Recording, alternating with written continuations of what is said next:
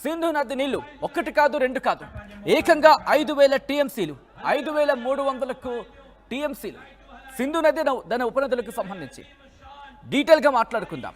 సింధు నది ఒకవేళ వాళ్లకు వెళ్ళకపోతే మనకి ఎంతలో ఉపయోగపడుతుందో అది కూడా నేను మీకు చెప్పే ప్రయత్నం చేశాను. ఈ అంశానికి సంబంధించి ప్రస్తుతం అక్కడ ఎటువంటి పరిస్థితులు ఉన్నాయి, ఎటువంటి ఆందోళన వ్యక్తం అవడం జరుగుతోంది, పాకిస్తాన్కి కనుక నీళ్లు ఇండియా వదలకపోతే ఏ ఏ ప్రాంతాల మీద ప్రభావం పడే అవకాశం తెలుసుకునే ప్రయత్నం చేద్దాం. మా ప్రతినిధి రామ్దాస్ అప్డేట్స్ అందించేందుకు సిద్ధంగా ఉన్నారు. రామ్దాస్, ఒకవేళ సింధు నది నీళ్లు కనుక పాకిస్తాన్కి వెళ్ళకపోతే ఎన్ని రోజుల కల్లా పాకిస్తాన్ దివాళా తీసే అవకాశం ఉంది? మరి ముఖ్యంగా నీటి కొరతతో అల్లాడిపోయే అవకాశం కనిపిస్తోంది. అక్కడ ఇప్పటికే సమ్మర్ కదా. ఒక్క సామెత అయితే గుర్తుకొస్తుంది ఇక్కడ మనకు, కొండ నాలుకకు మందేస్తే ఉన్న నాలుక ఊడిందంట. అట్లా ఉంది పరిస్థితి పాకిస్తాన్ కి. అసలే అంటే ఏదో ఇంకో సామెత గుర్తుకొస్తోంది రామ్దాస్, ఉట్టికెక్కలేనమ్మా ఆకాశానికి ఎగిరిందంట. ఎగ్జాక్ట్లీ. సో చోలిస్తాన్ అనే ఒక ప్రాంతం ఉంటుంది, వాస్తవంగా అదొక ఎడారి ప్రాంతం, పాకిస్తాన్ లోనే అతిపెద్ద ఎడారి ప్రాంతం చోలిస్తాన్ అనేది. అది ముఖ్యంగా సౌత్ పంజాబ్ స్టేట్ లో ప్రావిన్స్ లో అలాగే ఈ సింధు ప్రావిన్స్ లో కలిపి ఉంటుంది. సో ఆ చోలిస్తాన్ ఏదో ఆ ఎడారి ప్రాంతాన్ని సస్యశ్యామలం చేద్దాం, బాగా పచ్చగా తయారు చేద్దాం అనుకున్నటువంటి పాక్ పాలకుల పరిస్థితి ఇప్పుడు నేను చెప్పిన సామెత అచ్చు. ఎందుకంటే ఇప్పటికే గ్రీన్ పాకిస్తాన్ ఇనిషియేటివ్ అనుకున్నారు GPI. సో ఆ రకంగా ఆ ప్రాజెక్ట్ కాస్త ఇప్పుడు అటకెక్కింది 100%. ఎగ్జాక్ట్లీ. సో పహల్గా ఉగ్రదాడికి తగిన శిక్ష తప్పదంటూ మన ప్రధాని చేసిన హెచ్చరికలతో పాకిస్తాన్ అయితే వణుకుతుంది. సో పాకిస్తాన్ జీవనాడి సింధు జలాలను నిలిపివేస్తామని హెచ్చరించడంతో ఆ జలాలపై ఆధారపడ్డ లక్షలాది మంది రైతులు ఆందోళన చెందుతున్నారు. ఇప్పుడు అక్కడ జనం ఓట్లపై ఆధారపడిన పార్టీల్లోనూ కూడా వణుకు ప్రారంభమైంది. ఎందుకంటే ఈ సమస్య నుంచి ఎలా బయటపడాలో అర్థం కాక పాకిస్తాన్ సతమతం అవుతుంది. సో పాకిస్తాన్ చేపడుతున్న గ్రీన్ పాకిస్తాన్ ప్రాజెక్టు కాస్త ఇప్పుడు ఇబ్బందికర పరిస్థితులు నెట్టివేయబడింది. దాదాపు 2 ఏళ్ల క్రితం పాకిస్తాన్ ఆర్మీ చీఫ్ అసీం మునీర్ అలాగే ప్రధాని షెహబాజ్ షరీఫ్లు ఈ చోలిస్తాన్ ఎడారి ప్రాంతంలో ఈ గ్రీన్ పాకిస్తాన్ ఇనిషియేటివ్ GPI అయితే ఆర్భాటంగా ప్రారంభించారు. సుమారు $3.3 బిలియన్ బడ్జెట్ కూడా సిద్ధం చేశారు. అది కూడా IMF ఇచ్చిన బడ్జెట్. ఆ రకంగా సింధు ప్రవాహ నీటిని ఎడారిలోకి మళ్లించాలంటే 6 కాల్వలు నిర్మించాలని దీని ప్రధాన లక్ష్యం. దాదాపు 12 లక్షల ఎకరాల సాగు భూమిని అందుబాటులోకి తీసుకురావాలని ఆశించారు. ఈ పాత తరం పనిముట్లు ఏంటి, అసలు పాత తరహా వ్యవసాయం ఏంటి, అసలు మొత్తం 2023 నుంచి ఇంకా మనం అంతా ఆధునిక టెక్నాలజీ ఉపయోగించాలి, ఉత్పాదన పెంచాలి, డ్రోన్లు, ల్యాండ్ మేనేజ్మెంట్ సిస్టంలు, అలాగే ట్రాక్టర్లు, మొత్తం అధునాతన సాంకేతికతతో ఇంకా చోలిస్తాన్ అంతా సస్యశ్యామలం చేసి ఇంకా పంటలు పండించాలనే ఒక కాన్సెప్ట్ అది వాళ్ళు అనుకున్నారు. కానీ అలాగే దిగుబడి పెంచడానికి విత్తనాలు, ఎరువులు అందించడం దీని లక్ష్యం. కానీ ఈ ఇస్లామాబాద్ లో జరిగిన ప్రాజెక్టు ప్రారంభోత్సవంలో మునీర్, మనం ఏదైతే ఆసిఫ్ మునీర్ ఉన్నారో ఈ ఆర్మీ పాలకుడు చేసిన ఆర్భాటం అట్టహాసం అంతా ఇంత కాదు. సో ఆ రకంగా అసలు ఈ ప్రాజెక్టు కూడా పూర్తిగా ఆర్మీ ఆధీనంలోనే ఉంది. ఆర్మీకి సంబంధించినటువంటి సిండికేట్ బ్యాచ్ ఇదంతా కూడా దాని నిర్వహణ కూడా ఉంది.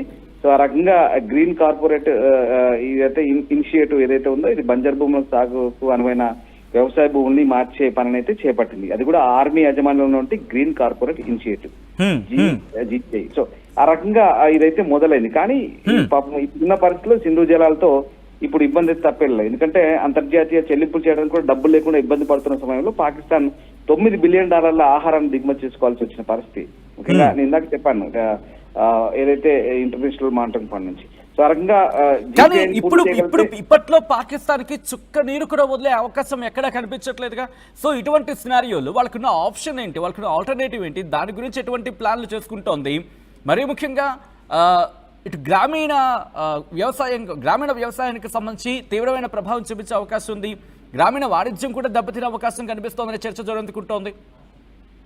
ఎగ్జాక్ట్లీ. ఇప్పుడు నేను అదే చెప్పబోతున్నాను. ఎందుకంటే ఈ ప్రాజెక్ట్ కూడా Pakistan corporate green Pakistan corporate అనేది ఇది సైన్యం ఆధీనంలో ఉండే సంస్థ. దానికైతే కట్టబెట్టారు. ఆ కట్టబెట్టినప్పుడు ఆ ప్రాజెక్ట్ ప్రకటించగానే పాకిస్తాన్ లో సింధు రాష్ట్రంలో అలజడి దిగింది. ప్రజలు రోడ్లపైకి వచ్చి ఆందోళన చేపట్టారు.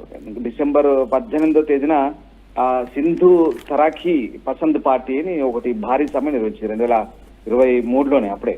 అలాగే భౌగోళికంగా సింధు జలాలు ఇక్కడ ఒకటే గొడవ, అక్కడ వాళ్ళకే లొల్లి. అసలు సింధు, పంజాబ్ ఈ 2 ప్రావిన్సుల్లో, ముఖ్యంగా పంజాబ్ ప్రావిన్స్ లో ఈ చోకాళ్ళు ఆసిఫ్ మునీరు మన మిలిటరీ పాలకుడు ఎవరైతే ఉన్నారో ఆయన రాష్ట్రం అది సొంత రాష్ట్రం. అలాగే ఈ షరీఫ్ల కుటుంబాలు కూడా అక్కడే ఉంటాయి. నవాజ్ షరీఫ్ కావచ్చు, వీళ్ళంతా కూడా ప్రస్తుతం అక్కడ నవాజ్ షరీఫ్ కూతురే ప్రస్తుతం పంజాబ్ ప్రావిన్స్ కు ఆమె హెడ్. సో ఆ రకంగా అక్కడ వాళ్ళ ప్రాబల్యం ఎక్కువ ఉంది. వాళ్ళు కావాల్సినంత నీరు వాడుకొని కిందికి సింధు ప్రావిన్స్ వదులుతున్నారు. ఇక్కడ అదే గొడవ, అక్కడ కూడా అంతర్రాష్ట్ర జలాల పంపిణీ గొడవ, అసలు వాళ్ళకి ఆ గొడవ ఉంది. సో ఆ రకంగా తొలుత పంజాబ్ ప్రవేశించి ఆ జలాలు తర్వాత సింధు ప్రాంతానికి వెళ్తాయి. ఈ క్రమంలో పంజాబ్ లో ఎక్కువగా నీళ్లు వాడేసుకొని దిగువకు అసలు వదలలేదన్నది ఈ సింధు వాసుల ఫిర్యాదు అక్కడ. సో ఆ రకంగా సింధు రాష్ట్రంలో దాదాపు 1871 నుంచి వరుసగా కరువు వస్తుంది. అక్కడ ప్రజలు నీటి విషయంలో ఆందోళనలో ఉన్నారు. ఇంకా 1999, 2002 వరకు ఏకదాటిగా అక్కడ కరువు ఉంది. 14 లక్షల మంది ప్రజలు, 56 లక్షల మంది పశువులు, 1.5 ఎకరాలు, ఇవన్నీ కూడా చాలా దుష్ప్రభావం చూపింది. పశువులు చనిపోయాయి, జనాలు కరువుతో అల్లాడిపోయారు. దీంతో సింధు జలాల అవసరం ఏంటో వాళ్ళకి అక్కడ అర్థమైపోయింది. అంత కీలకం అది. ఆ రకంగా 1970 వరకు కూడా రాష్ట్రానికి సింధు జలాల్లో యాజమాన్య హక్కు 70% ఉంది, కానీ 91లో దాన్ని 40% కుదించారు. ఇక పంజాబ్ కు అటు పంచారు. 2023 వరకు కూడా సింధు 40% కొరత ఎదుర్కొంది. ఆ రకంగా పంజాబ్ కేవలం 15% మాత్రమే చవి చూస్తుంది. ఆ రకంగా నీటి పంపిణీలో తమకు అన్యాయం జరిగిందని సింధు ఇరిగేషన్ చీఫ్ కూడా ఆయన బెంబేలెత్తిన పరిస్థితి. ఈ రకంగా 2024 వరకు కూడా ఏప్రిల్ మే మధ్య దాదాపుగా ఈ చాలా సందర్భాల్లో అక్కడ ఆ నీరు అందని పరిస్థితితో అక్కడ కూడా గొడవ స్టార్ట్ అయింది. ఒక రకంగా 2022లో సంభవించిన కరువుతో చాలా భయంకరంగా పశువులు చనిపోయాయి, జనాలకు ఆ నీటి కొరత అల్లాడిపోయారు, పంటలు ఎండిపోయాయి. దీంతోనే 2023లో ఈ గ్రీన్ పాకిస్తాన్ ఇనిషియేటివ్ అనేది స్టార్ట్ చేశారు. కానీ ఇప్పుడు ఏం జరగబోతుంది అసలు విషయానికి పోతాం. ఈ చోలిస్తాన్ కెనాల్ ప్రాజెక్టు వస్తే సింధు గొంతు ఎండడం ఖాయమంటూ దాంతో చాలా మంది దాదాపు 1.5 ఎకరాలు నష్టపోతాయి అంటూ పాకిస్తాన్ లోని పంజాబ్ మాత్రం బాగుపడుతుంటూ అక్కడ ఆ రాష్ట్రాల మధ్య వచ్చిన గొడవ. అయితే ఇప్పుడు మనం ఈ సింధు జలాలు కనుక ఆ కొరత ఏర్పడితే కనుక నిజంగా ఇప్పుడు గ్రీన్ పాకిస్తాన్ ఇనిషియేటివ్ ఏదైతే ఆ చోలిస్తాన్ ఎడారి ప్రాంతాన్ని పచ్చగా చేయాలనుకున్నారో అదొక నైట్ మేర్ లాగా మిగిలిపోబోతుంది. ఎగ్జాక్ట్లీ అదొక కలగానే మిగిలిపోబోతుంది. ఎందుకంటే ఇప్పటికీ అక్కడే అంతర్గత కల్లోలాలు ఉన్నాయి. ఇప్పుడు మనం సింధు జలాలు కనుక వాటా సరిగ్గా వదలకపోయినా, లేకుంటే మనం ఇంకేదైనా రకమైన నీటి కొరత దొరికితే కనుక ఇప్పుడు చాలా ఇబ్బందికరమైన పరిస్థితి ఉంటుంది. సో ఆ రకంగా ఇప్పటికే అటు బలూచిస్తాన్, ఖైబర్ ఫ్రాన్స్ లో వేర్పాటువాదులు చెలరేగిపోతున్నారు. మరోవైపు ఇమ్రాన్ ఖాన్ జైల్లో పెట్టారు. అక్కడ ఓ వర్గం చాలా గుర్రుగా ఉంది ఇప్పుడున్న పరిస్థితి. అంటే రామ్దాస్, ఇక్కడ విదేశాల్లో ఒక టెక్నాలజీ ఉపయోగిస్తూ ఉంటారు. ఉప్పు నీటిని కాస్త మంచినీటిగా వాడుకునే ప్రయత్నం జరిగి అటువంటి సినారియోస్ గురించి మాట్లాడుకుంటూ ఉంటారు. సో అటువంటి పరిస్థితి ఏమైనా ఇప్పుడు పాకిస్తాన్ ట్రై చేస్తుందా? ఎందుకంటే ఉన్న ఫైనాన్షియల్ స్టేటస్ నేపథ్యంలో అటువంటి అవకాశం ఏమైనా కనిపిస్తుందా? ఒకవేళ అవకాశం ఉంటే కనుక చైనా నుంచే ఉండాలి. అటువంటి ఆస్కారం ఏమైనా కనిపిస్తుందా? ఒక మాట చెప్తాను మీకు, చాలా హాస్యాస్పదంగా ఉంటుంది. ఇవన్నీ కూడా మనం ఆ టెక్నాలజీ గురించి మాట్లాడితే కనుక ఆ గోధుమ పిండి కోసమే కొట్లాడుకున్నారు.